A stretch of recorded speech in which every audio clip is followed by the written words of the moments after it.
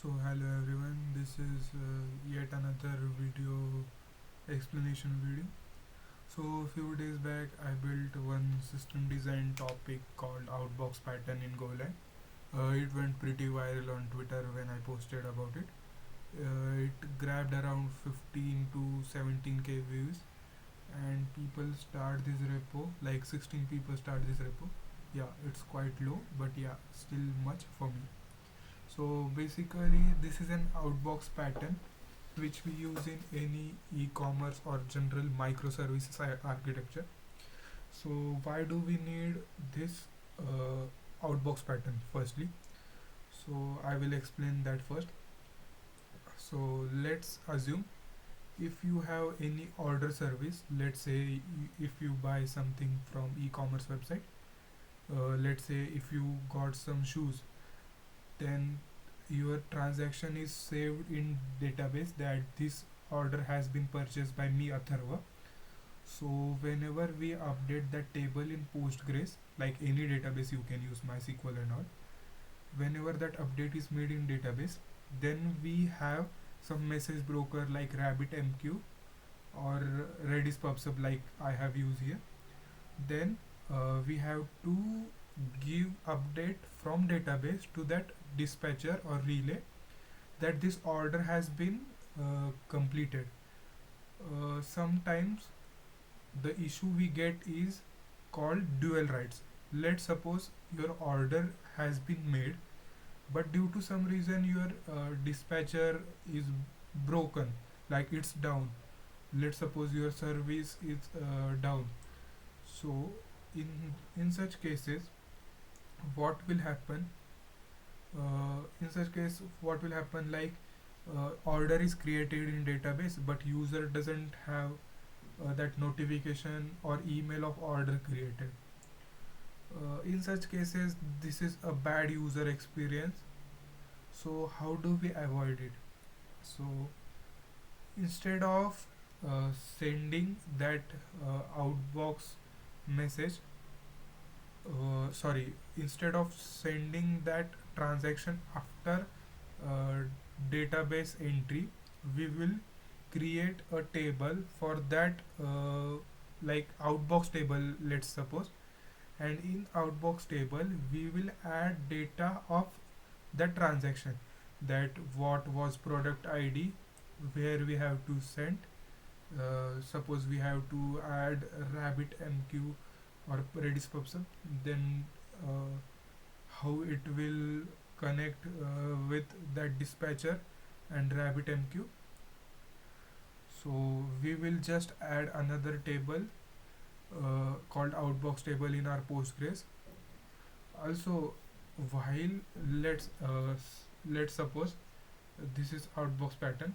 So when we create order service, in that transaction, only single transaction, you are updating a status in orders tables and outbox table. This is just a single transaction, either it will commit or fail. So we are maintaining first of all atomicity here. So let's suppose our transaction is successful. We have bought a shoes. So our entry is updated in database. Then our dispatcher service, which is written in Go, I will walk you through code later. It uses a time.ticker goes package which polls every 10 second. I guess I have added in diagram 1 second, but in code I guess it's 10 second. Then we are maintaining a state in outbox table, that is this order sent, state pending or done. So it's check which all outbox table content rows have status in pending mode.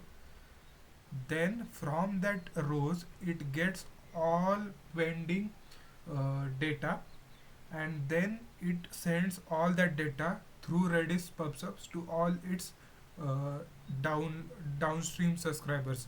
Let's say if you have to update inventory, email service to send emails to all clients. So by this pattern, when we downstream the data, let's suppose We pass the data that we have purchased shoes, and then after passing it through Redis PubSub, let's say in downstream we have a subscriber or like email analytics service. Then after it is successfully sent to email service, and after user receives that email, we will simply update the state of that row from pending state to done state via Redis PubSub. So you have I guess you will have some question that why will even if we use this pattern. So you can clearly see this can remove the fault of dual writes in a system. Also, you may have a question: what if our Redis PubSub is down? So that was another question asked by someone on X post or LinkedIn. So for that, I have a quite improvement for that also. But I guess whatever I know based according to my system design knowledge, this all depends upon your throughput, like how many users you have. But let's say if your Redis PubSub is also down, then what I can do is, let's say I am using PostgreSDB, also mentioned in a architecture diagram. So as per my previous project, I know that Postgres updates each transactions via write ahead log. So I can capture any change data, like I can track in CDC of Postgres, and I will build a in-house PubSub like system which uh, polls and gets all WAL logs, like this outbox row has pending, like pending order status. So this our in-house PubSub like model written in Go will get all data from uh, what I was saying. Get all data from write ahead logs of Postgres, or we can say that CDC, change data capture. So we can try this also. I am planning to try how it went, how it will went. So my next goal will be change this Redis PubSub to some in-house simple Go implementation, and using write ahead log, which is in like next few weeks I will plan to do this.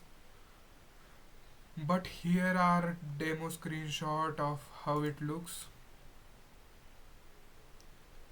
So you can see this is on my machine. I have uh, used Docker Compose. You can add your own envs and try out, but Docker Compose is easy. You can spin up this entire project within a minute. So when I run Docker Compose run hyphen hyphen rm order once, then our outbox seek orders run and create order and outbox event for order, like you can see. And when we check logs of dispatcher which is written in Go, you can walk through my code. So these are the logs of dispatcher, that publishing message, that id to channel orders dot created, and by via Redis PubSub we are let me show, via Redis PubSub we are subscribing to that we are subscribing to that, what we say, I am fumbling here. So we are, I like our Redis PubSub is subscribed to orders dot created channel. Then whenever order is pushed, then due to this Redis PubSub and dispatcher, we get log like this in our Redis client. You can see my Redis is running on port 6379. You can also try in Redis UI and web client. I am doing all this in my terminal. So you can pretty much prettify this JSON output according to your microservices. So this is how I wanna tell you that we can implement outbox pattern to avoid dual writes in any microservices. Hope you are all like this concept. I will quickly show you the code. Like this is orders. Let me show you. This is orders folder which has our order struct which has ID, product, quantity, event which are publishing. It has order event. It is called as order event. It has order ID, product. Then these are all methods.